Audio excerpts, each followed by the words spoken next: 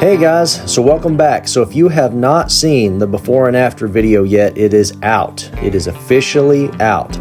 So you can go down to the description, you can click the link to see the full video, and then right underneath that is also a 3-minute short of the walkthrough. It's kind of a quick walkthrough. If you don't have time to watch the entire video, we get it. But we really want you guys to see the before and after. It is absolutely mind-blowing what we've been able to accomplish in the 4 months that we've been working on this. So this is going to be kind of a continuation. We got a few more videos coming out of behind the scenes, what we did, but yeah, definitely check that link out and see what you missed.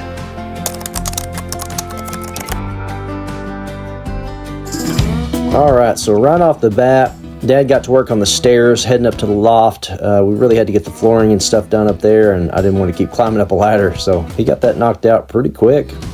And then we finally got our appliances. Now, if you've ever bought appliances for a place before, you probably know this. You can buy discounted appliances and damaged appliances and stuff for pretty cheap. And we actually got all 3 of these, and that little dent is the only thing on all of these that had an issue. And we were really hoping for black and stainless steel, and that's what we got. And it all ended up matching great, even though they're all different types of appliances, different brands. But hey, it does not matter one bit. They're all fantastic. And look at this price. $975. So I just stopped at this place called Metro Appliances. It's in Northwest Arkansas. And I guess my dad used to deal with them in the past. So, you know, we're looking for appliances right now. We ended up finding a black dishwasher, a black microwave, actually a humongous microwave too, and a stovetop oven. So we did get a heck of a deal on those appliances, but we had to buy a new refrigerator just because all the ones that were discounted were too big. So we bought this one at Lowe's. It was about $900 and something, but I mean, it works great. And I think even $900 and something is a great deal. Honestly, might have been cheaper than that. I don't remember for sure. All right, so next on the agenda is the shower pan, which is basically a liner that you pour your concrete into, which we got to a little bit later. What we're going to do is we're going to put metal. So I made these studs go out even with the sheetrock instead of inset for the sheetrock to set on. They're flush with the sheetrock. So the metal's going to go right over as far as this door. So it's all going to look like the shower part. So it'll be about 3 inches, give us more water control. So it goes right over the sheetrock. This here, we'll screw it down right in there somewhere, and then we'll have to put all this in as pretty as we can. That's not going to happen for a little while. Your shower wall is going to go over this after we pour our concrete. Concrete will be 1/2 inch to 3/4 inches lower than the floor, so the water cannot come up over the floor. And say if a wheelchair or something was to come in, they would be able to get in and out if that was the case, if they needed to. So any problem with water, if the wash machine goes bad or the hot water heater, it floods, it'll find itself way into the shower. Which it is actually pretty possible to happen, because in my last apartment right before I moved out here, I had a hose that goes to the tank of the toilet that actually exploded and flooded my entire apartment.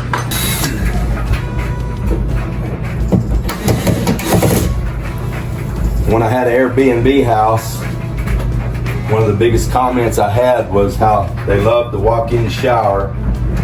They didn't have to step over anything, they just stepped right down into the shower. It seemed to be a real popular thing. Oh yeah, I've always loved it.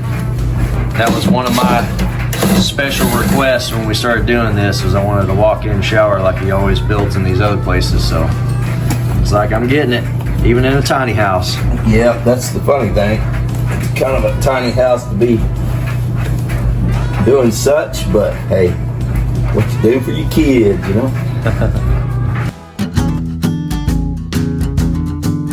So we took a little bit of a break and we decided to extend the deck. So we had this big open space in front of the house and we thought about putting some kind of like shrubbery or something in there, but I honestly didn't want to take care of plants or anything. So we decided to continue the porch, which I'm excited about because we have a cool project coming up this spring.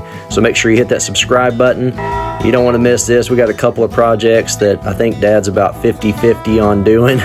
But hey, we've already decided, and we got a YouTube channel just for this stuff, so that's the whole point, right?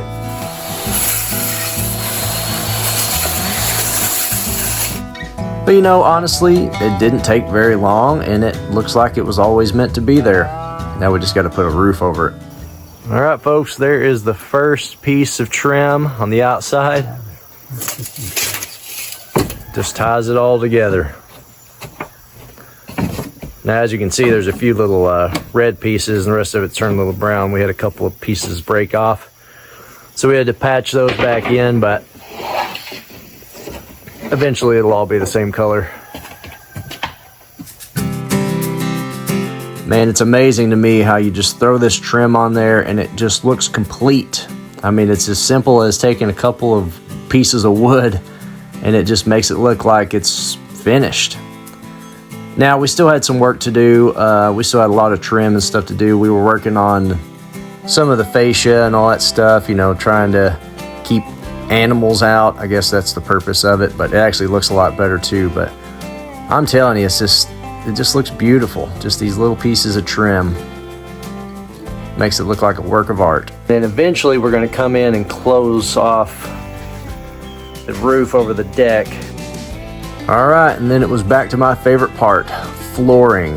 Oh my gosh, I'm not a floor person, a floorer. I think I said that stupid joke before. Whoever does this for a living, my hat goes off to you, but man, my back and my knees were killing me. But man, it looked good when it was done though, even though it's basically covered up with a mattress now. But at least I can say I did it. Now here's something crazy to me. Now this hasn't come up a lot, but in our before and after video, we've had some people say they don't like the metal, which to me, you know, being a old log cabin kind of style, I think it's amazing, especially with all the knickknacks and stuff on it. I think it looks awesome. I mean, to me, it was a great way to repurpose the metal, you know, using it here, using it in the shower, and it just kind of adds to that, you know, country feel. I don't know, I'm digging it. Let me know in the comments what you think. And if you don't like it, yeah, that's okay. I forgive you. So in the before and after video, I mentioned the splatter technique that we use using this gun and just spraying sheetrock mud. And basically you just put a texture on the wall, you let it halfway dry, you kind of swipe over it with some sandpaper, and then once it dries, you paint over it. And again, I think it turned out amazing because it hides all the flaws. It adds a lot of texture to the room. I think it's pretty cool. I would have never thought of it. And Dad said he learned this early on when he was doing sheetrock because, you know, again, it's hard to hide the flaws and sheetrock's not easy. And since I'm not super good at anything else, I got to paint. You know why? Because I'm a great painter. Absolutely not true. And I think it turned out pretty good. I love this paint. So I said this in the before and after video. I am not really an interior decorator in any way, shape, or form. I actually, when I met my ex-wife, I had a brown house. Everything was brown. The carpet was brown, the walls were brown. My ex-wife absolutely hated it. So the fact that we got compliments on this paint, you know what? It's a step up. So we were trying to figure out our hot water situation, and we thought about getting a continuous hot water system for the house. But the research that I did really just, what came up was the best ones to get was for gas. And we didn't want gas in the house. I actually really wanted electric. Now we have generators and things like that, but we just really wanted electric. So what happened was, it's another God thing. Dad was actually driving down the road. He saw a guy selling a bunch of stuff, and he got to talking to him, and he used to do rent houses. So he had a hot water heater. Dad bought it. Crazy thing is, it actually had a leak, and after time we just prayed about it, and no joke, the leak stopped itself, and it was a bad leak too. I'm telling you, man, God hears prayers. Nice. Oh yeah, that's it. I mean, man, when that thing's got a handle on it and it's stained, it's gonna look 100% like a door. That's all it is this right here. Just 4 pieces put together, 4 pieces of trim, that panel nailed on, glued on, whatever, and that's it. So yep, he's making doors for this. So this is gonna be a door. I think this is gonna be a drawer and a door, or maybe all drawers, I can't remember. And then this is gonna be a door. That's where all the pots and pans are gonna go. So it actually goes underneath the table. So, I mean, quite a bit of space. And what we're thinking about doing is we're actually thinking about doing shelving up here for a few other things instead of doing traditional cabinets. All right, so that right there is the rough idea. Again, it's just some pieces of trim, little back panel. He said he still needs to square it, put the handles on it, you know, secure it a little better, but yeah, it turned out pretty good with just scrap lumber. Once it's stained, this whole thing's gonna look nice. Man, these drawers were absolutely amazing. It's still crazy just to be able to go buy some drawers from a store and they fit perfectly in a spot that wasn't measured for a certain size drawer at all. It's absolutely mind-blowing. Dad talks about this all the time. And again, these are the drawers that he randomly picked up at a little, what was it, a thrift shop or something?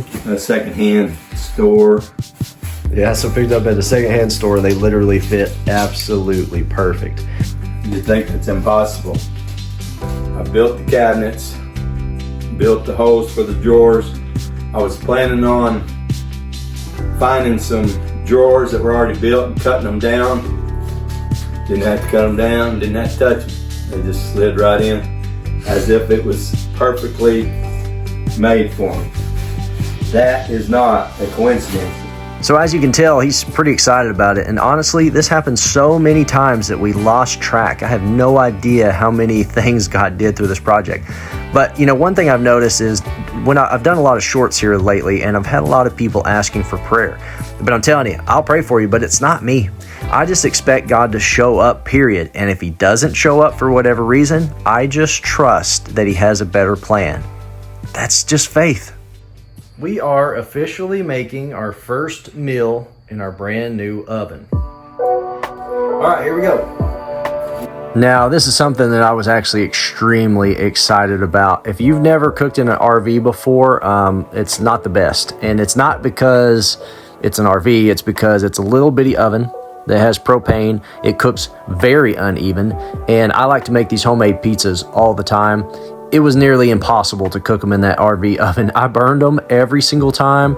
I bought a pizza stone for my grill outside. I burned them every time. So to have a consistent oven again was just, oh man, it was answer to prayer.